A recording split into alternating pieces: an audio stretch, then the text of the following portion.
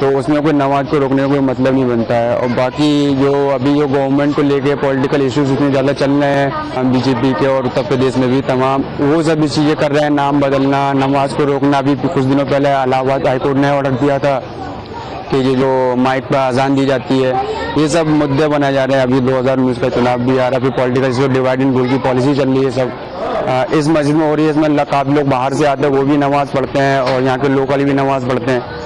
तो साजिश के तौर पर सारा काम हो रहा है और कुछ ऐसा कोई पर्टिकुलर इशू है नहीं इस चीज़ को लेकर कि नमाज बंद करनी चाहिए। भाई जिस तरह से मस्जिद ताजमहल में नमाज का मामला है, तो ये तो कोई पहली बार तो उसमें नमाज अदा नहीं की जा रही है।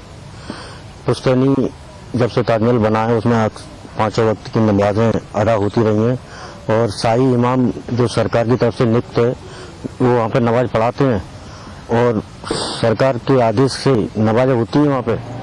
उसके बाद में वक्त बदलता गया, अंग्रेजों का दौर आया, लेकिन नमाज कभी बंद नहीं हुई। वो तो एक मस्जिद है, मस्जिद की नमाज तो पहले बहुत साल पहले उन्होंने भी तब भी एक परपंडा गढ़ा था कि नमाज को पढ़ने के लिए प्रतिबंध कराया, तो लोग पीछे से आया करते थे, पीछे वाला गेट खोल दिया था ताकि पर्यटन को कोई परेशानी ना हो, पर्यटन अपने काम में मसरूफ रहें और नमाजी अपने तरीके से जाएं।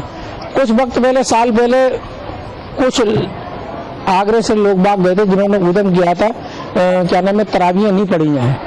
तो उसको भी SIS ने कह दिया कि ऐसा हमारे पास कोई आदेश नहीं है कि हम तराबी को रोक सकें, तो तराबी बरकरार जारी रखी गई। उसके अंदर जो तो विदेशी पर्यटन ने उसमें एक उंगली उठाई थी कि हम लोग जो 5,000 रुपए की टिकट लेकर ताजमहल के प्लेटफॉर्म पे रह जाते हैं, जो ताजमहल के पास से जा रहे हैं, तो क्या फ्री का आदमी ताजमहल के अंदर जा सकता है, या हम इतना रुपए खर्च करके ताजमहल में क्यों नहीं जा सकते।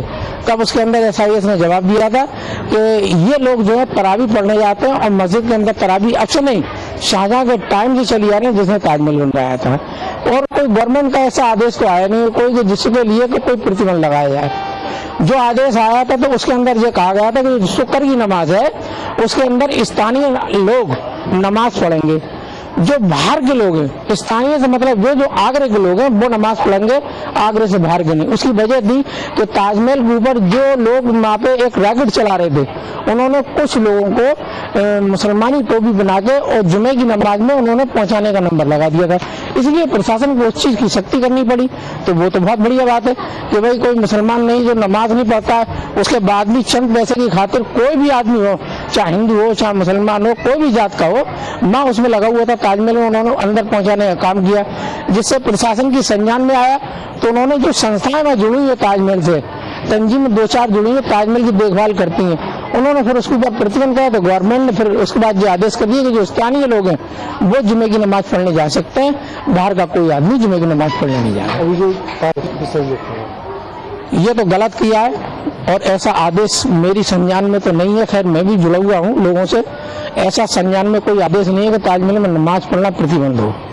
अब ये क्यों प्रतिबंध लगाया गया है, ये इसका संज्ञान लेंगे, और अगर हुआ है तो गलत हुआ है, ये सही नहीं है। वो तो आज 300-400 साल हो गई जबकि मस्जिद है, वो तो नमाज तो होनी है।